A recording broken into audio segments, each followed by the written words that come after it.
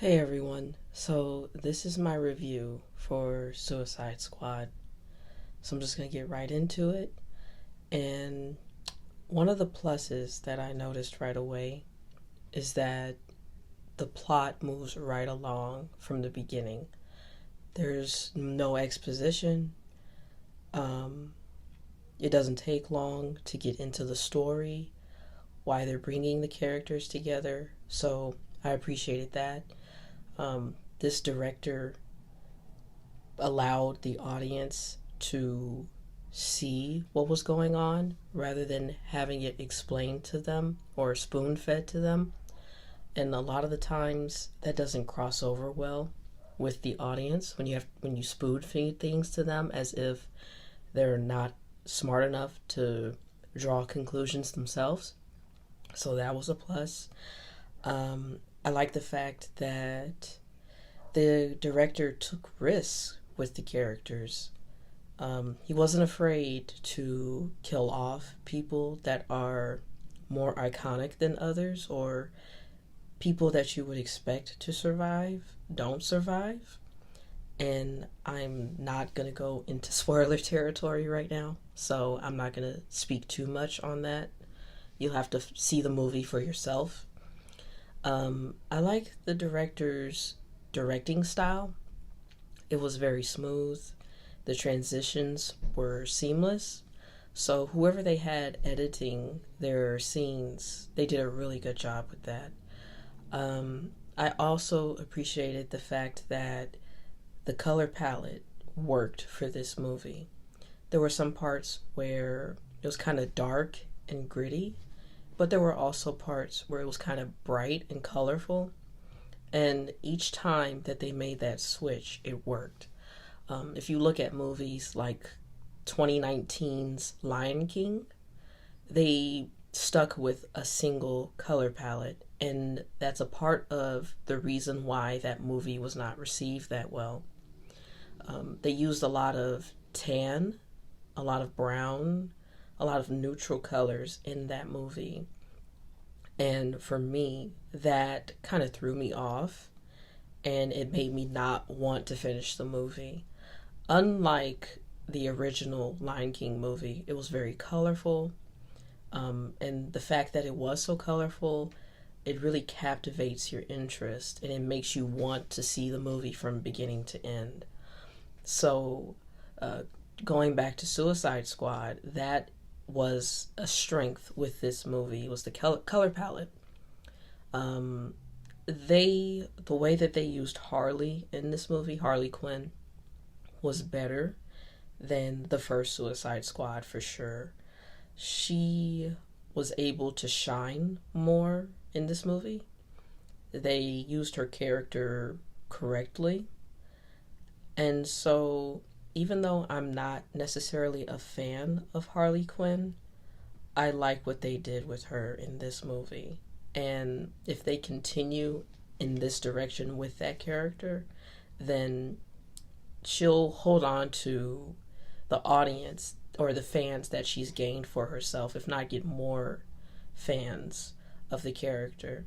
And I'm going to come back to Harley a little bit later, and it's going to be touching on spoiler territory, but I will warn you before I go into spoilers about the movie. I also appreciated Viola Davis. Her take on Amanda Waller was very good. I appreciated them keeping her on rather than switching her for a different actress. You can tell that either she read the director's notes on Amanda Waller or she has seen Amanda Waller in action in the animated films or the animated TV shows for DC.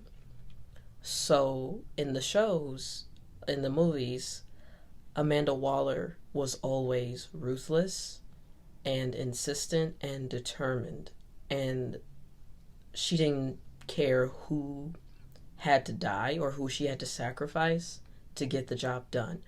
And that transferred really well on screen. So that was really good that they did that. And Viola Davis, she really did sell it. I also appreciated the soundtrack. the soundtrack grounded the movie. Oftentimes, if the movie takes place in a modern setting, then the soundtrack is also modern. But the fact that James Gunn decided to bring in music from a different time into this film, it kind of added another layer of depth to it. So I appreciated that because I'm also a big fan of vintage music. So I have some new stuff to check out on and add to my library. James Gunn also did really well with handling a large cast. Sometimes it can be a little difficult to keep up with so many characters on the screen at the same time, but he actually did this really well. And you've seen it, or we've seen it, with Guardians of the Galaxy, that he knows what he's doing when it comes to several characters, and they all have distinct personalities. He's a good director when it comes to that. And he also did good with making it like a comic book brought to life. And as soon as the movie started, like in the first 10-15 minutes, I remember going back to the first Spider-Man movie directed by Sam Raimi. And that movie was like a comic book brought to life. And it's the same feeling that I got when I saw the first Hulk movie with Eric Bana. The directing style was very much like a comic book brought to life. And I got that vibe from this movie also. So that was a plus in my book also. And it's one of the better DC movies for sure. They have been hit and miss lately. And so this was a hit for them. And if they continue on this path, then DC could have a better future for their films. So, and also, the action was pretty decent. When there was an action scene, it wasn't awkward, it wasn't poorly choreographed or anything. So the action fit in with the movie. So now I'm going to be touching on some of the things that I didn't necessarily like or care for. The CG was a little weird at times. And I know sometimes, like, they have to keep moving along. I don't know how much time they had to put this movie together, but sometimes it was just a little wonky in some parts. But yeah, that's all I'll say about the computer graphics. The humor didn't always land for me. There were some parts that were supposed to be funny, and it just felt like someone was trying to force me to laugh. They kept trying to push the funny button, so to speak. And some parts, it just didn't stick. Either it could have been left out, or they could have waited a little bit longer, or the angle at which they tackled the humor could have been a little bit different. So yeah, that some of the humor, it really did make me laugh, genuinely make me laugh, and some of it was just more like, could have did without that. And moving along to the ending, I'm not going to spoil the ending, but the third act, it ended too soon for me. And this isn't the only movie that has suffered from this. I've seen other movies that suffered from the same problem. The first act will be really strong, it'll be fleshed out, the pacing is correct, and then you move to the second act and it picks up from the first act and it's cohesive and it's moving along well, and then it transitions into the third act and then the third act, it ends way too fast. And that is what I noticed with this movie. Um, the first act, I don't know, it could have been maybe 30, 45 minutes. And then the second act was maybe around the same length of time, or maybe an hour, hour and a half. This movie was over 2 hours long. But I remember the ending coming up too fast. It was done in maybe 15 minutes, 20 minutes. So that left a whole maybe hour and 45 minutes to 2 hours for the first two acts to be properly fleshed out.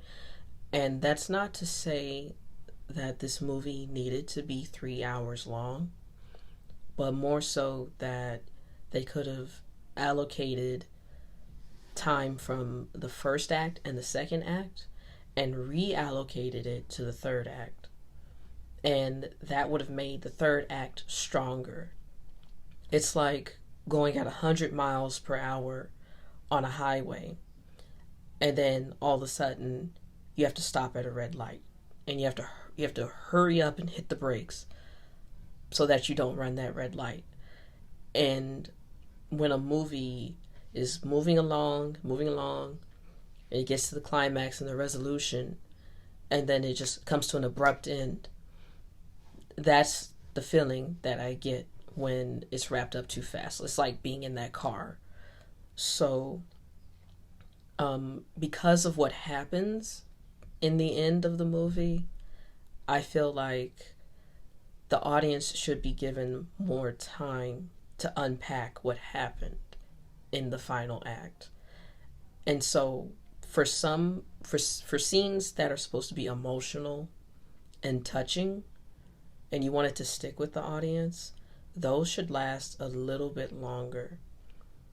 So the movie would have been better if they had let the emotional moments at the end stick around a little bit longer.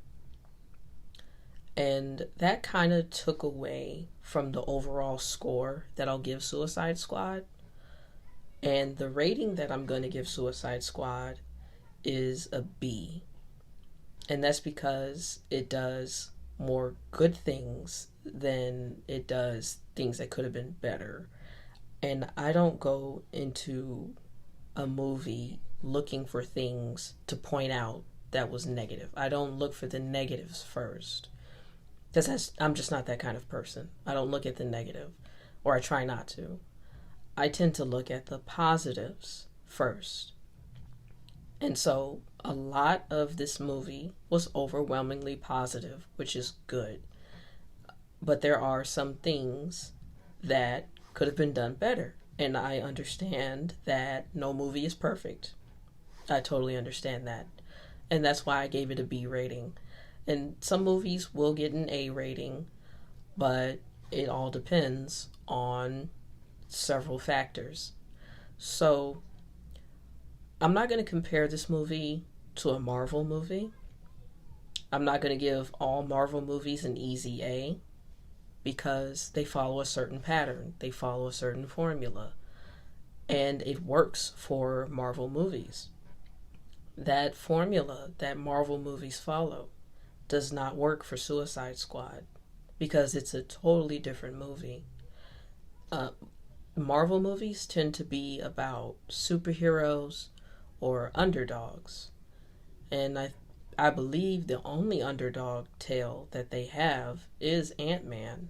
And that's because he was a criminal and he had to go to jail, and he's trying to win over his daughter. Well, his daughter loves him, but he's trying to convince his ex-wife that he's not a bad person. And even the authorities, he's trying to convince them he's not a bad person. But with Suicide Squad, these are people that have done bad things. They are known for doing bad things. So this movie was more of a redemptive story for them. And that's what makes it different from Marvel movies. So I'm not going to compare it to Marvel, like I said before. That wouldn't be fair to compare Suicide Squad to a Marvel movie, because they're two different beasts. So, overall, Suicide Squad was enjoyable. I liked it from beginning to end, and I could see myself watching it again in the future. I don't know how soon, but it is enjoyable. If you just want to have a good time, watch a movie with some friends, or watch it by yourself, or what have you. It is truly enjoyable as long as you go into it with the right attitude and just give it a chance. So now I'm going to touch on some spoilers.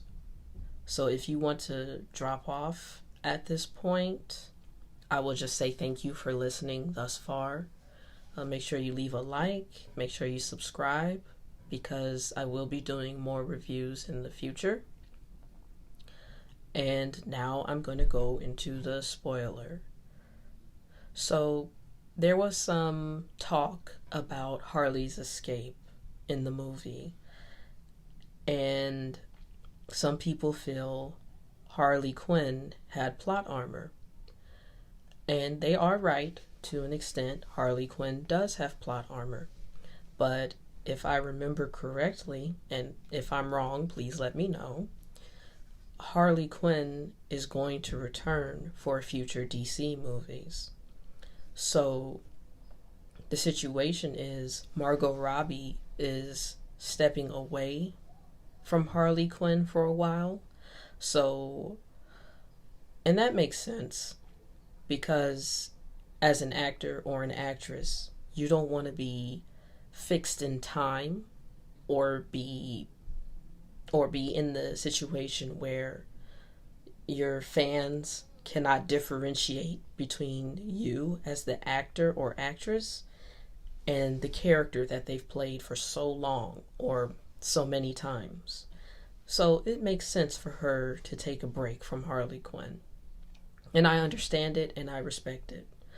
So going back to Harley's escape in the movie, there were some people that feel she had plot armor. And yeah, she did. And I will say she also kind of does not have plot armor. And hear me out for a second. I say that she didn't have plot armor because if you've seen the cartoons, if you've seen the animated movies, Harley Quinn could hold her own in a battle.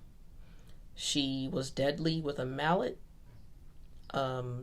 She was insane with guns in the cartoons and in the movies. So for her to do the things that she did to escape makes sense.